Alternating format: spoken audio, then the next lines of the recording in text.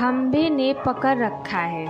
एक समय शराब का एक व्यसनी एक संत के पास गया और विनम्र स्वर में बोला, गुरुदेव, मैं इस शराब के व्यसन से बहुत ही दुखी हो गया हूँ। इसकी वजह से मेरा घर बर्बाद हो रहा है, मेरे बच्चे भूखे मर रहे हैं, किंतु मैं शराब के बगैर नहीं रह पाता।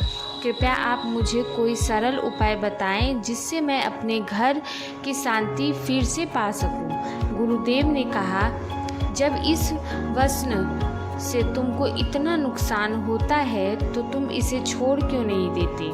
व्यक्ति बोला, मैं शराब को छोड़ना चाहता हूँ, पर यह मेरी खून में इस कदर समा गई है कि मुझे छोड़ने का नाम नहीं ले रही है। गुरुदेव हंसते हुए कहा, कल तुम फिर आना, मैं तुम्हें बताऊंगा कि शराब कैसे छोड़नी है। दूसरे दिन निश्चित समय पर वह व्यक्ति महात्मा के पास गया।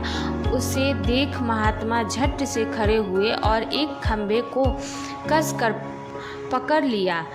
जब उस व्यक्ति ने महात्मा को इस दशा में देखा तो कुछ समय तक वह मौन खड़ा रहा। जब काफ़ी देर बाद भी महात्मा जी ने खंभे को नहीं छोड़ा तो उससे रहा नहीं गया और पूछ बैठा कि गुरुदेव, आपने व्यर्थ इस खंभे को क्यों पकड़ रखा है? गुरुदेव बोले, वत्स, मैंने इस खंभे को नहीं पकड़ा है, यह खंभा मेरे शरीर को पकड़े हुए है। मैं चाहता हूँ कि यह मुझे छोड़ दे, किंतु यह तो मुझे छोड़ना ही नहीं चाहता। उस व्यक्ति को अचंभा हुआ। वह बोला, गुरुदेव, मैं शराब जरूर पीता हूँ मगर मूर्ख नहीं हूँ। आपने ही जानबूझकर इस खंभे को कस कर पकड़ रखा है। यह तो निर्जीव है, यह आपको क्या पकड़ेगी? यदि आप दृढ़ संकल्प कर ले तो इसी वक्त उसको छोड़ सकते हैं। गुरुदेव बोले, नादान मनुष्य, यही बात तो मैं तुम्हें समझाना चाहता हूँ कि जिस तरह मुझे खंभे नहीं बल्कि मैंने ही उसे पकड़ रखा है, उसी तरह इस शराब ने मुझे नहीं पकड़ा है, बल्कि सच यह है कि तुम ही शराब को पकड़ रखा है।